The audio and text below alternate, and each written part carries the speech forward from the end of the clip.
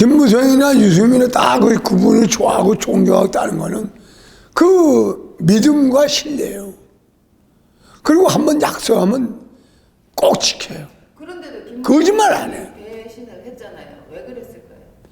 그 배신한 거는 이제 그 가장 큰 원인 중에 하나는 김무성이가 대학원 꿈을 꾼 거예요. 대학원 꿈을 꿔서 이게 이제 너무 커가지고 제가 박근혜 대통령 이제 계실 때 그 중간쯤 한 2년 반쯤 지날 때 김무성 의원을 만났어요. 그땐 대표도 아니고 만날 때 약간 각을 갔어요. 각을 갔길래 김무성 의원 보고 당신이 뭐냐면 대학원 꿈꾸는 지가 알아요. 저한테 얘기했더라고. 형님 좀 도와달라고. 그래서 그러면은 현직 대통령을 무시하고 대통령 안 된다. 다 봐라. 노무현 누르고 다 그렇지 않냐.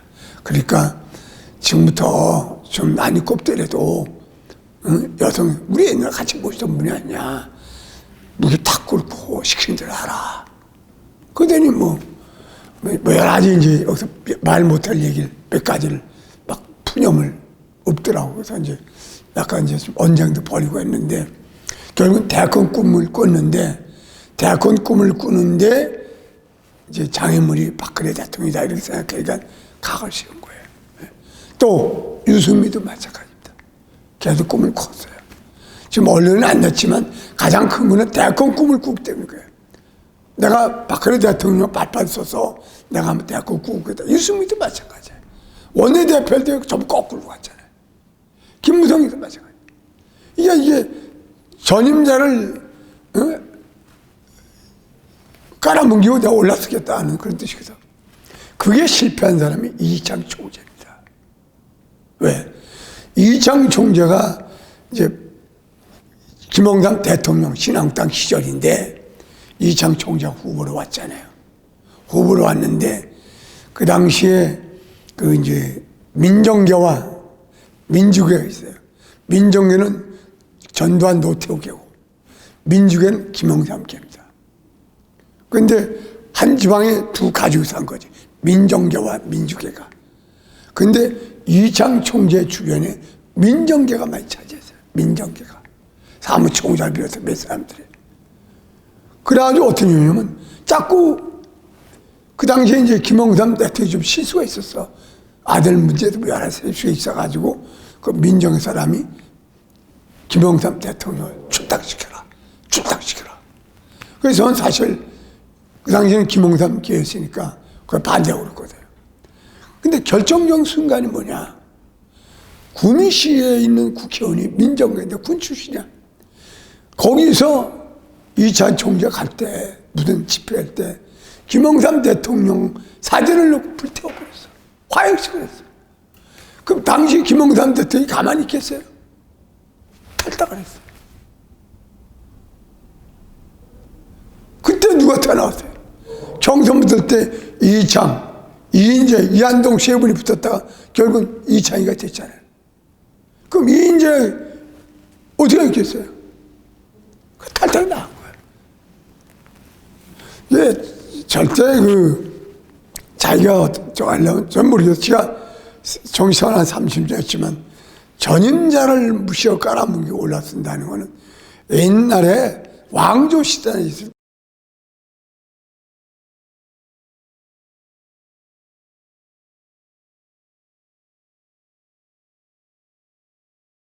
검사죠.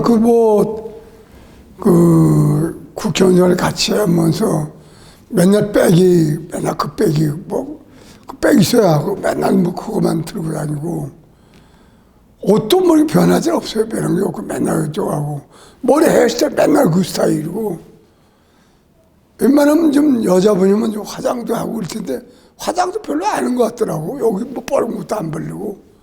그 처음에 볼 때는 그냥 좀 귀엽다. 검사하고 이렇게 했는데 예를 들면 뭐 어디 식사 갈 때도 고깃집을 안 가요.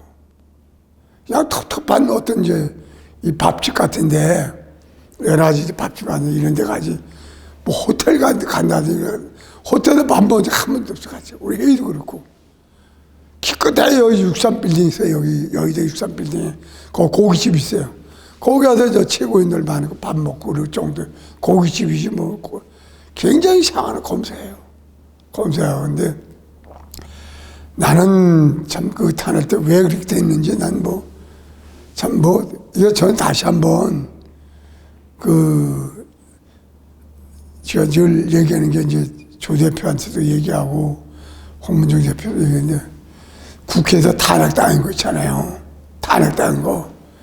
가장 대표적인 게 아니 그 당시에 야당은 할 수 있어요. 우리 한나라당 때도 노무현을 탄핵시켰어요. 아니죠. 통과시켜서 국회에서 그러나 헌법재판소에서 부결됐잖아요. 마찬가지로 그 당시에 야당은 할 수 있어요. 왜 정권을 잡으려고 그러니까 무너뜨려서. 그런데 아시다시피 박지원 의원이 김어준 무슨 TBS인가 뭐 TBS 거기 나와서 자기가 고백했잖아요. 자기가 그 탄핵할 때 자신이 없었다. 왜냐면 한 20 몇 명이 필요한데 도저히 한국당이 배신할 일은 없고, 아니, 새누리당이 배신할 일은 없고, 뭐 도저히 자기는 별로 그냥 해프닝으로 이렇게 넘어가려고 했었는데, 어느 날 자기가 얘기했잖아요. 내가 우상호하고 노희찬이하고 나와서 쭉 그 계획을 짰다. 오래전부터 짰다. 그런데 김무성 의원한테 전화했더니 김무성한테 야, 한 20명 필요한데 뭐 얘기했더니 전화 끝나면 얼마 있다 오더니 형님 40명 준비가 됐습니다. 라고. 이거는요 사형감입니다. 이건 입법농단을 넘어서 국회의원은 한 사람 헌법기관입니다. 헌법기관을 40명 60명을 동원해가지고 투표권을 방해했다? 그거는 사형감이에요. 무기징역감이에요. 그렇기 때문에 탄핵된 거 아니에요. 아무리 바깥에 촛불 난동이 있다 뭐 하더라도 우리 새누리당 우리 한국당에서만 이걸 막았으면 안 했으면 탄핵 안 되는 거예요. 그러면 끝나는 거예요. 그러다 국회 끝나면 끝이지 뭐 어떻게. 그런데 그래서 난 그런 문제는 이건 진짜 입법농단뿐만 아니라 헌법농단뿐만 아니라 국가 문란행위이기 때문에 난 이거 특검을 도입해야 된다고 봐요. 네. 또 지금 봐세요. 트럼프 대통령 보세요. 지금 1년 내내 반도민들도 1년 내내 탄핵하게 싸우고 또 처음에 민주당이 모였다가 또 다시 들고 나고 또 조사하고 있잖아요. 청문하고 있잖아요. 닉슨 대통령이 1년 반 걸렸어요. 탄핵 안 돼. 어떻게 하면 탄핵 될 것 같은 게 나가버리지. 근데 우리 박근혜 대통령은 뭐예요? 방적불에 콩 볶다 먹듯이 신양 12월 3일 날 발의 소추해가지고 12월 9일 날 한 건 이거는 세계 역사상 있을 없는 헌법 농단입니다. 이거는 무기징역 사형감이에요. 이거는 그 두 가지 문제를 한번 나는 특검을 하고 싶다는 거하고 그다음에 헌법재판소 전부 다 못해요. 이거는 이미 다른 유튜브에 나갔습니다. 나가기 때문에 정규제 TV에서 나간 얘기입니다. 얘기 다 아시겠습니까? 제가 연설할 때도 얘기했습니다만 정규제 TV에서 이런 얘기 했더라.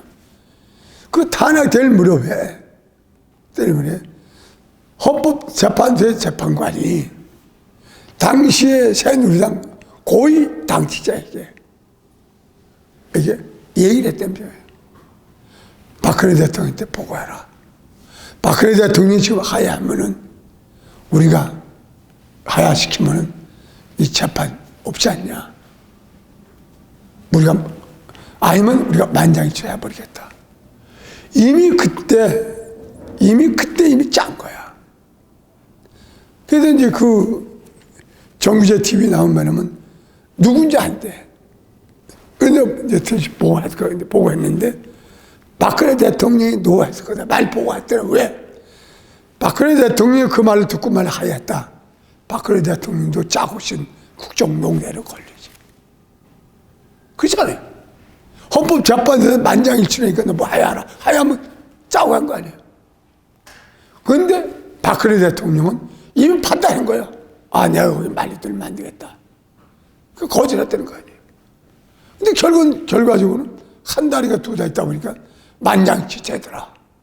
이런 얘기를 헌법재판관이 정규제 그 TV에 누구한테 얘기를 했던 겁니다. 그러니까 내 얘기는 그런 걸 등등해서 이게 다 이 탄핵이 무슨 저절된 게 아니고 다 인위적이고 조작되기 때문에 나는 이 문제에 대해서 한번 국회 차원에서 특검을 한번 했으면 좋겠다.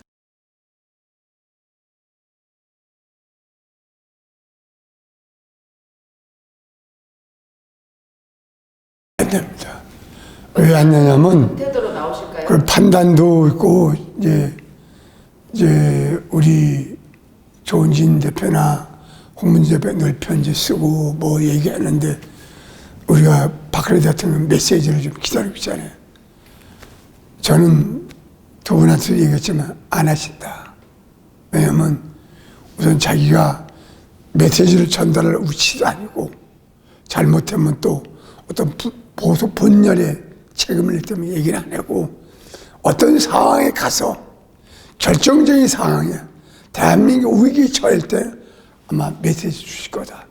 근데 그러면 어떻게 되냐? 우선 가장 좋은 방법은 우선 박근혜 대통령이 지금 불법 감금 당하고 있는데 거기서 무슨 얘기를 하겠어요? 그러니까 내가 보는 이제 제 추측입니다. 박근혜 대통령의 심장은 꽉 미루고 있다가 석방된 이제 형집행정지 나오신 날이 있을 것 같습니다. 이제 그때 할 수 있는 가능성이 있지. 지금은 누가 협박 편지하고 하실 분도 전혀 아니고 목에 칼이라도 하실 분이 아니에요. 아주 유명한 뭐 좋은 유명한 일화도 있는데 목에 칼이 들어와도 너는 노하실 분이에요. 그분이에요. 사실 지금 그 일화에 대해서 한번 말씀해 주시죠. 그건 나 여기서 얘기할 수 없는 근데 하여튼 그 정도로 그 결겨 있는 분인데 다만 이제 저는 형집행정지가 나오실 때 석방될 때 두 가지 유형이 있습니다. 집행정지 나올 때 이명박 전 대통령 그냥 저렇게 집에 감금 당해가지고 또 형제도 못 만나고 전화도 못 세고 저렇게 감금 당하면서 석방돼야 되느냐? 아니면은 김경수가 형집행정지에 나왔잖아요. 김경수 경남도지사. 걔는 막 돌아다니잖아요. 서울도 없잖아요. 그럼 김경수 도의사 문양 저는 가석방이 뭐니까 형집행정지에 나오실 거냐? 이 둘 중에 하나예요. 만일에 이명박 전 대통령 문양 그래도 한다 그러면 아직은 현 정부에서 정권에서 좌파에서 박근혜 대통령에 대한 공포랄까 무서움이 있기 때문에 안 풀어줄 거예요. 만일에 현 문재인 정권이 자신 있고 풀어줘라 라고 하면 김경수 도의사 문양 저렇게 풀어줄 가능성이 있고 둘째 아니 그거는 판단 못하겠습니다만 제가 보기에는 아마 김경수 도의사 문양 그렇게 안 풀어줄 거예요. 일단은 그저 경계하고 무서워하기 때문에 그러면 만일에 집안에 계실 때 불법 감금을 똑같이 감금당하는 겁니까? 그럼 옥산 거기서는 감금도 지금도 불법 감금이지 뭐 거기서는 그냥 뭐 마찬가지인데 그때 박근혜 대통령이 과연 메시지 줄 거냐 할 때는 막 그때 상황 봐서 아마 결정될 것 같아요. 지금 뭐 절대 아마 안 줄 겁니다. 요즘 우리 의원님 연설하시는 거 보면 굉장히 뭐 과격하다고 할 수도 있겠지만 굉장히 단호해지셨어요. 네. 연설 내용이나 뭐 목소리 톤도 그렇고 어떤 변화 때문에 그렇습니까?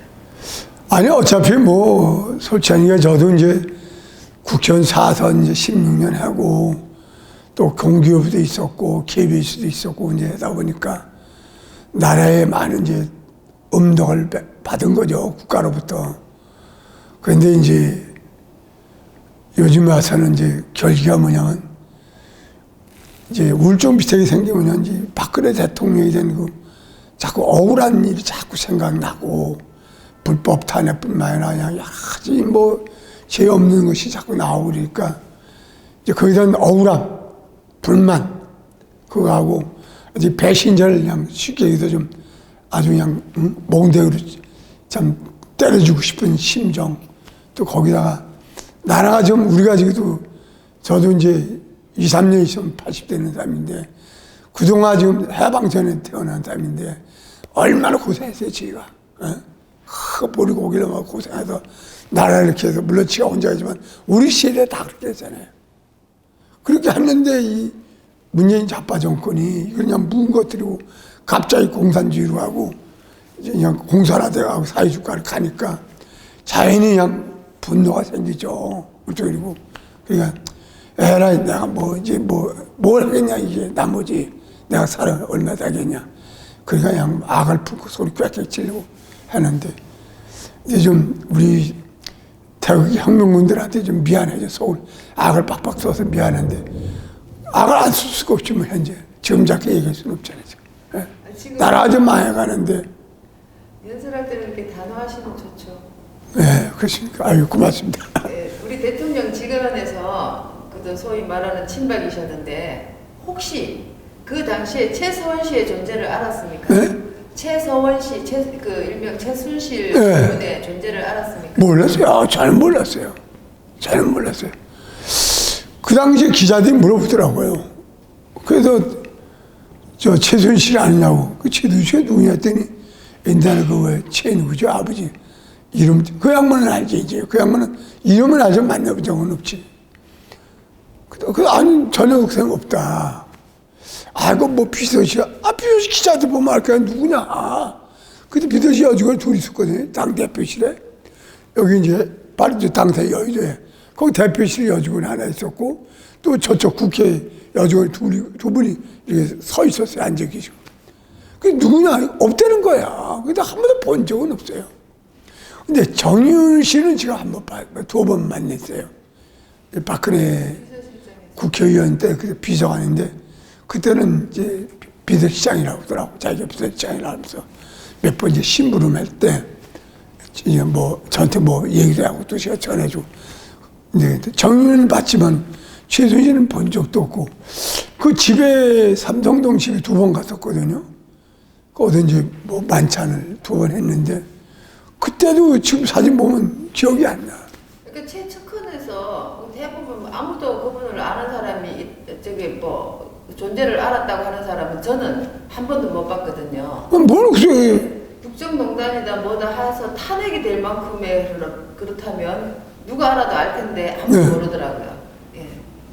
근데 이제 가장 큰 거는 이게 이제 국회의원 이름 되면 또 선거법 걸린다 했지만 그 모 국회의원이 그 보니까 그 모 국회의원이 우리 대학교 후배예요. 서울 사범대학 후배인데 걔가 출판 기념회를 했더라고. 그때는 뭐 다른 얘기 나오기 전이니까 제가 또 저 교정공제 이사장으로 있을 테니까 갔어요. 탄핵은 이제 뭐 7월, 8월부터 시작인데 4월달인가 5월달에 했는데 그때 출판 기념회를 했어요. 그 TBC 방송 막 나오고 이제 그럴 때요. 갔는데 그 친구가 이제 얘기가 자기가 문화관광위원회에 이제 간사를 맡으면서 있을 때에 도종환 의원이라고 그래요. 같이 그 문화관광부의 여러 가지 그 스포츠 관계에 대한 내용을 비력한 거예요. 했는데 그런데 그 당시에 지 말로 그러더라고. 자기 말로 박근혜 대통령 오늘날 이 문제된 거는 자기가 주범이라고 그러더라고. 그건 뭐냐? 최순실이야. 최순실인데 최순실이 뭐냐면 그 당시에 문화관광부에 있던 뭐 과장인가 부장이 잘렸답니다. 잘렸는데 그 잘린 내용이 뭔가 했더니 그거를 무슨 신부한테 얘기를 했답니다. 그 신부가 새벽에 전화가 오더래. 그 국회의원한테. 이렇게 해서 문광부에서 잘렸는데 이걸 한번 조사해봐라. 근데 그게 바로 뭐냐면 최순실 씨의 딸 정유란 말인데 이화 여대 입학할 때 비리가 있었다는 얘기를 해. 근데 그거를 어떻게 가는 과정에서 그 과장이가 구자기 잘랐다 이런 식으로 얘기를 하면서 여기서부터 시작된데 내가 주범이다라는 얘기를 하더라고. 그런데 사실은 입학이란 최근에 알지만 조국 딸 마찬가지야. 그거 다 했죠. 이거는 얘는 아시안 게임에서 은메달 따고 금메달 따고 은메달 따고 그 스포츠 게임 다 가거든요. 왜냐면 제 지역구에도 골프 학교가 있어요. 그 골프 학교에서 전국대회 가면요. 대학교 그냥 가요. 무료로. 기능직으로 특채로 갑니다. 근데 그것도 마찬가지거든요. 그런데 그 당시에 어떤 그 여당 국회의원들인데, 야당 국회의원인데, 그 당시에 이제 제가 가슴 아픈 게, 그 당시에 우리 여당 국회의원들은 왜 그걸 막지를 못했냐, 이거지. 그걸 막았어요. 지금 보세요. 지금 야당에서 조국 얘기하면 그냥 당대표 막 감싸고 난리잖아요. 왜 그 당시에 우리 여당이었던 그래도 최소한도 친박 의원들을 무하고 자빠졌느냐 이게 또 내가 통틀한 일이에요. 근데 친박 의원들은 왜 죄다 그렇습니까? 너무 점잖았던 것 같아요. 신기해요. 지금 보세요. 지금 조국 사건 사건은 난리 치고 막 뒤집어서 거기 싸우고 그냥 그잖아요. 왜 우리는 그 당시에 박근혜 대통령 할 때 왜 그걸 못했냐 그 말이에요. 물론 배신자 때문에 못했겠지. 김무성이 유승민 배신자들이 5, 60명을 가니까 개침을. 그러나 내 얘기는 그럼 최소한도 5의원 친박들이라도 좀 그걸 좀 해야 될 거 아니에요. 16년도 세월호 사건 날 때부터 세월호 날 때 거기서 그냥 무슨 7시간 가지고 싸울 때 왜 우리는 점잖게 넘어갔냐 그 말이에요. 싸워야지. 거짓말이고 고발하고 그래야지. 그러게 말입니다. 그래서 저는 지금 전 김세현 의원이 얘기한 게 한국당 해체해야 된다는 얘기 전 동감이 가요. 공감이 갑니다. 왜? 현재 저 시대 해방의 가장 표독한 저 여당을 이길 수가 없어요.